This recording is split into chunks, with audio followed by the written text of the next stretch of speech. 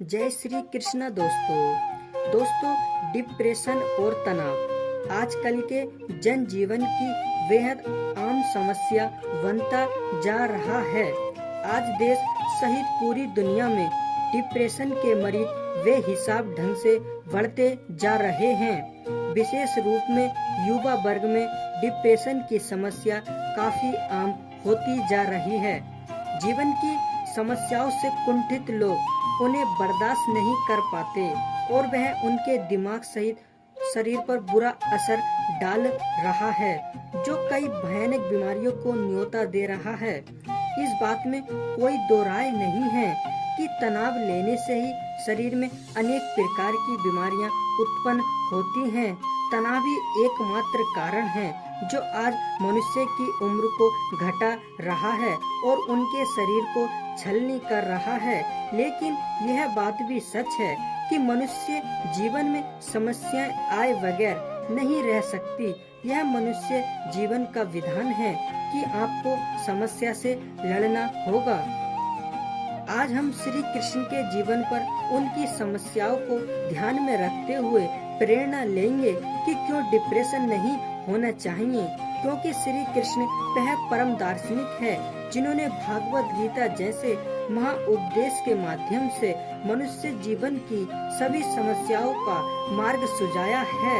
लेकिन उन्होंने जीवन में क्या क्या खोया उसका हमें अंदाजा भी नहीं है। श्री कृष्ण का पूरा मानवीय जीवन एक संघर्ष रहा है, एक भव्य युद्ध रहा है। इस संसार में आते ही वह अपने माता पिता से जुदा हो गए। शायद उनकी माता उन्हें ठीक से गले भी नहीं लगा पाई थीं। तब तक उनके पिता वासुदेव उन्हें टोकरी में डालकर नंद के घर छोड़ आए। उनके मामा ही उनके जन्मदायी दुश्मन बने। उन्होंने अपने वास्तविक परिवार का कभी सुख नहीं भोगा और उन्हें अपने हाथों से अपने मामा का वध करना पड़ा। श्री कृष्ण यशोदा मैया और नंद कुमार के पास बड़े लाड़ प्यार से पाले पोसे गए। वहाँ बड़े हुए खेले और वहीं उनकी राधा से मुलाकात हुई, उनके दोस्तों से मुलाकात हुई। लेकिन उन्हें गोकुल भी छोड़ना पड़ा और अपने संगीत साथी भी छोड़ने पड़े। उनकी परम प्रेयसी अंतरात्मा राधा भी उनसे छूट गई और उनकी आंखों के सामने राधा का विवाह हुआ। मथुरा जाना पड़ा और बाद में मथुरा भी त्यागनी पड़ी। महाभारत जैसे युद्ध में उन्होंने अपनी परम भूमिका निभाकर धर्म की स्थापना करवाई। लेकिन उस भीषण तबाही का सारा श्रेय भी उन्हें लेना पड़ा। माता गंधारी का भयानक श्राप उन्हें लेना पड़ा। धर्म के रास्ते चलते हुए भी उन्हें अपनी बसाई द्वारिका नगरी का विनाश देखना पड़ा। अपनी आंखों के सामने उन्होंने अपनी बसाई द्वारिका नगरी को पानी में डूबते हुए देखा और उनके वंशजों को आपस में लड़ लड़कर मरते हुए देखा।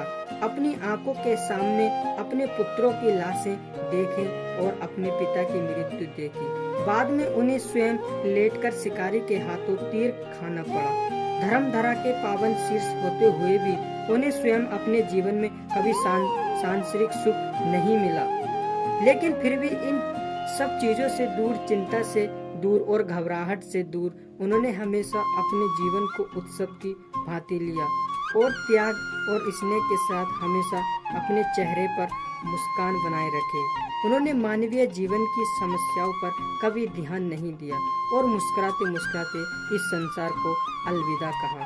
श्री कृष्ण का जीवन आज के परिपेक्ष में चिंता ले रहे लोगों के लिए एक बड़ी सीख है और उन्हें सीखना चाहिए कि यह समस्या कुछ नहीं है, क्योंकि यह सर्वविदित है कि जहाँ समस्या जन्म लेती है वहाँ उस समस्या का निवारण भी अवश्य जन्म लेता है।